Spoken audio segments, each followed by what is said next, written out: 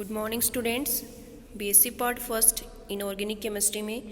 आज अपना टॉपिक है linear combination of atomic orbitals method, या शॉर्ट में इसे बोलते हैं एलसीएयू मेथड, या हिंदी में अपन कह दें कि परमाणु कक्षकों की रैखिक संयोग विधि। तो देखो, जब एमओटी अपन ने पढ़ी थी तो उस टाइम अपन ने देखा था कि मॉलिक्यूलर ऑर्बिटल्स का फॉर्मेशन है वो एटॉमिक ऑर्बिटल से ही होता है, या जितने एटॉमिक ऑर्बिटल्स हैं वो ओवरलैपिंग में पार्टिसिपेट करते हैं उतनी ही संख्या में नए मॉलिक्यूलर ऑर्बिटल्स का फॉर्मेशन होता है। ठीक है,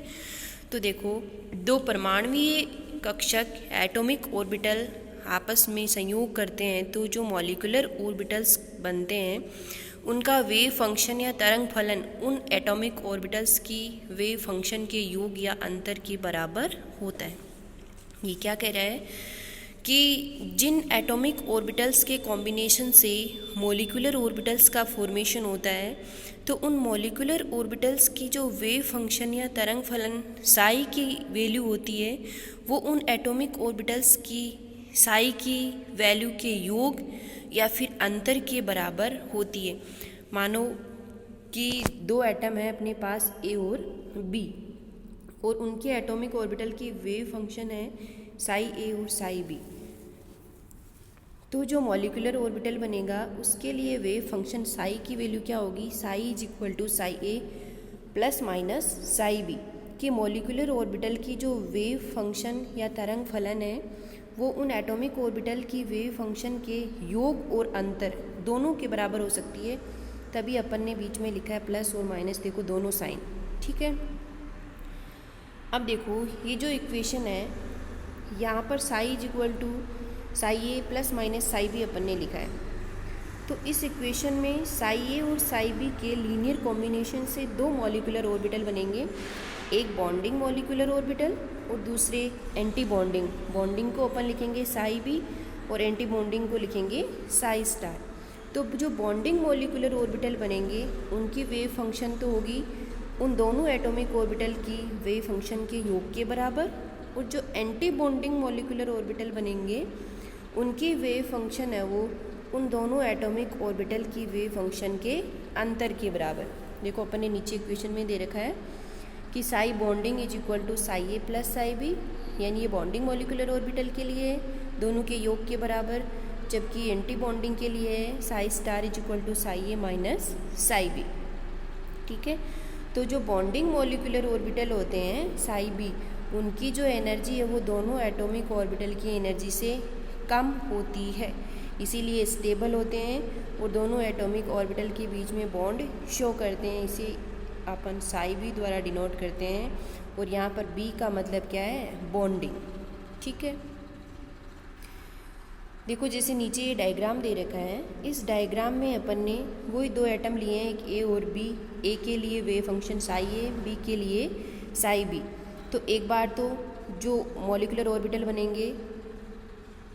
उनकी साई बॉन्डिंग होगी साई ए प्लस साई बी, बॉन्डिंग के लिए योग के बराबर, एंटी बॉन्डिंग के लिए होगा उनके माइनस के बराबर। तो यहाँ पर ये जो प्लस साइन है ना,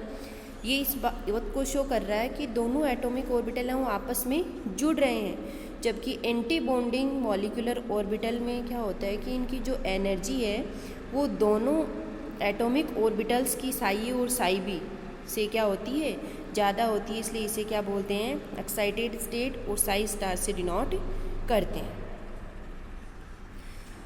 अब देखो, अभी ऊपर अपने इक्वेशन आई थी, एक तो psi bonding is equal to psi A plus psi B, और दूसरी थी psi anti bonding is equal to psi A minus psi B. तो जो फर्स्ट इक्वेशन थी psi bonding is equal to psi A plus psi B, जब अपन उसका square करेंगे तो अपने पास क्या आएगा, psi bonding square is equal to psi A square plus psi B square plus 2 psi A psi B. ठीक है, यहाँ पर ये जो साई का स्क्वायर है ये इलेक्ट्रॉन डेंसिटी को डिनोट करेगा। यहाँ पर साई बी स्क्वायर का मतलब तो है कि ये बॉन्डिंग मॉलिक्यूलर ऑर्बिटल के चार्ज इलेक्ट्रॉन डेंसिटी को शो करेगा, जबकि साई ए स्क्वायर है वो ए के इलेक्ट्रॉन चार्ज डेंसिटी को शो करेगा, और साई बी स्क्वायर है वो बी के इलेक्ट्रॉन चार्ज डेंसिटी को शो करता है। यानी इसका जो स्क्वायर है वो चार्ज डेंसिटी को शो करेगा। ठीक है। अब देखो साई बॉन्डिंग स्क्वायर का मान जितना ज़्यादा होगा ए और बी के बीच में चार्ज डेंसिटी उतनी ही ज़्यादा होगी, और ए और बी के बीच में चार्ज डेंसिटी जितनी ज़्यादा होगी उन दोनों के बीच में बॉन्ड है वो उतना ही स्ट्रॉन्ग बनेगा। इसीलिए उस अभी जो अपन ने पीछे इक्वेशन देखी थी उसमें था psi bonding square is equal to psi A square plus psi B square plus 2 psi A psi B, यानी साई बॉन्डिंग स्क्वायर का जो मान है वो साई ए square plus psi B square के मान से कितना और ज़्यादा अधिक है, 2 साई ए साई बी। तो ये जो रिजल्ट है ना 2 साई ए साई बी, ये उनकी ओवरलैपिंग का रिजल्ट है। यानी ऐसे कहते हैं इन ऑर्बिटल्स के बीच में जितनी ज़्यादा ओवरलैपिंग होगी इन दोनों के बीच में चार्ज डेंसिटी भी उतनी ही ज़्यादा होगी और बॉन्ड उतना ही स्ट्रॉन्ग बनेगा। ठीक है, देखो जैसे नीचे अपने यहाँ ये डायग्राम दे रखा है कि यहाँ पर चार्ज डेंसिटी साई ए स्क्वायर साई बी स्क्वायर और इंटर न्यूक्लियर डिस्टेंस के बीच में ग्राफ खींचा गया है। ये इधर तो क्या है चार्ज डेंसिटी और इधर ये क्या है इंटर न्यूक्लियर डिस्टेंस। ठीक है, तो देखो यहाँ पर जब अपन इन दोनों के बीच में ग्राफ खींचते हैं तो इस ग्राफ में अपन देखते हैं कि दोनों नाभिकों के बीच में जो चार्ज डेंसिटी है, दोनों नाभिकों के बीच में जो चार्ज डेंसिटी है वो देखो ये तो है जो डॉटेड लाइन से दी हुई है ना, ये तो साई ए स्क्वायर की है, इधर ये वाली जो डॉटेड है ये साई बी स्क्वायर की है, और इन दोनों के बीच में देखो चार्ज डेंसिटी है वो इतनी है। लेकिन जब साई बॉन्डिंग की बात करें अपन तो उस कंडीशन में देखो जो चार्ज डेंसिटी है वो देखो ग्राफ ऐसे आ रहा है जो सॉलिड लाइन से दिखा रहे हैं अपन, यहाँ पर चार्ज डेंसिटी देखो कितनी ज़्यादा है। तो अपन ऐसे कह दें कि इन दोनों न्यूक्लियाई के बीच में जो चार्ज डेंसिटी है वो अलग अलग एटॉमिक ऑर्बिटल्स जिसे अपन साई ए स्क्वायर और साई बी स्क्वायर यानी जो डॉटेड लाइन से ग्राफ दे रखे हैं उनकी बजाय क्या है देखो चार्ज डेंसिटी सॉलिड लाइन वाली ज़्यादा है। तो अपन ये कह दें कि बॉन्डिंग मॉलिक्यूलर ऑर्बिटल के लिए दोनों नाभिकों के बीच में चार्ज डेंसिटी आ जाती है और वो एक इक्विलिब्रियम डिस्टेंस स्थापित कर देता है जिसे अपन क्या कहते हैं बॉन्ड डिस्टेंस। तो यहाँ से केवल एक ही लाइन निकल के आती है कि बॉन्डिंग मॉलिक्यूलर ऑर्बिटल्स में जो चार्ज डेंसिटी है वो अलग अलग एटॉमिक ऑर्बिटल्स की तुलना में दोनों नाभिकों के बीच में ज़्यादा होती है। ठीक है, सेकंड अपन लेते हैं देखो anti bonding molecular orbitals. Anti bonding molecular orbitals के लिए अभी अपने इक्वेशन आई थी psi anti bonding is equal to psi A minus psi B, और जब अपन इस इक्वेशन का स्क्वायर करते हैं तो अपने पास आता है psi anti bonding square is equal to psi A square plus psi B square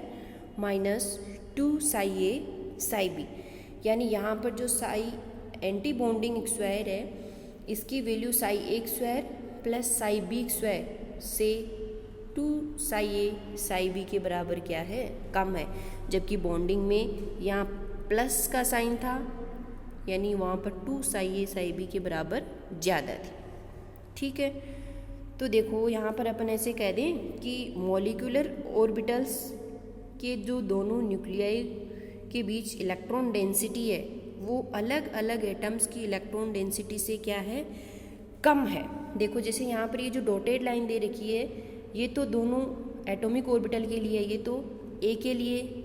जिसके लिए अपन वेव फंक्शन साई ए बोल रहे हैं, और ये इधर है बी के लिए डॉटेड लाइन वाली। तो देखो इन दोनों के बीच में ये दोनों ग्राफ कहाँ काट रहे हैं, यहाँ एक जो डॉटेड लाइन का त्रिभुज बन रहा है ना यहाँ, यानी ये इनके बीच में क्या है चार्ज डेंसिटी है। लेकिन फिर जैसे ही साई एंटी बॉन्डिंग स्क्वायर का ग्राफ अपन यहाँ पर लेते हैं एंटी बॉन्डिंग मॉलिक्यूलर ऑर्बिटल के लिए वो इलेक्ट्रॉन चार्ज डेंसिटी और इंटरन्यूक्लियर डिस्टेंस के बीच में, तो यहाँ पर देखो ये जो सॉलिड लाइन वाला ग्राफ है ये दोनों ग्राफ कहाँ पे काट रहे हैं, यहाँ पे एक एन पॉइंट लिखा है, यहाँ पे ये दोनों मिल रहे हैं, यानी यहाँ पर इनके बीच में जो इलेक्ट्रॉन चार्ज डेंसिटी है वो क्या है 0 है। तो ऐसे कह दें कि एंटी बॉन्डिंग मॉलिक्यूलर ऑर्बिटल्स में जो चार्ज डेंसिटी है वो अलग अलग एटम्स की चार्ज डेंसिटी से क्या है कम है, और इस एन बिंदु को यहाँ पर क्या कहेंगे अपन नोड पॉइंट कहेंगे, और नोड पॉइंट पे इलेक्ट्रॉन डेंसिटी क्या है, देखो बिल्कुल ज़ीरो है। या ऐसे कह दें कि एंटी बॉन्डिंग मॉलिक्यूलर ऑर्बिटल्स में दोनों न्यूक्लियाई ए और बी के मध्य जो इलेक्ट्रॉन है वो एक दूसरे को रिपेल करते हैं। यहाँ पे सॉलिड लाइन है वो एंटी बॉन्डिंग के इलेक्ट्रॉन डेंसिटी को शो करती है, जबकि जो डॉटेड लाइन है वो अलग अलग एटम्स की इलेक्ट्रॉन डेंसिटी को शो करती हैं। तो यहाँ पर ये डायग्राम जो एंटी बॉन्डिंग मॉलिक्यूलर ऑर्बिटल्स के बीच में चार्ज डेंसिटी के लिए है, तो इससे ऊपर अपन ने देखा था ये वाला बॉन्डिंग मॉलिक्यूलर ऑर्बिटल्स के लिए इलेक्ट्रॉन चार्ज डेंसिटी का ग्राफ है। यहाँ इन दोनों ग्राफ्स में ध्यान रखना, डॉटेड वाला तो दोनों अलग अलग एटम्स के लिए है और ये जो सॉलिड लाइन वाला है ये अपना ग्राफ बॉन्डिंग या एंटी बॉन्डिंग ऑर्बिटल्स के लिए है। यहाँ से अपन ये पूरा मेथड है वो बता सकते हैं कि कैसे एटॉमिक ऑर्बिटल से मॉलिक्यूलर ऑर्बिटल्स का फॉर्मेशन होता है या linear combination of atomic orbitals. Okay.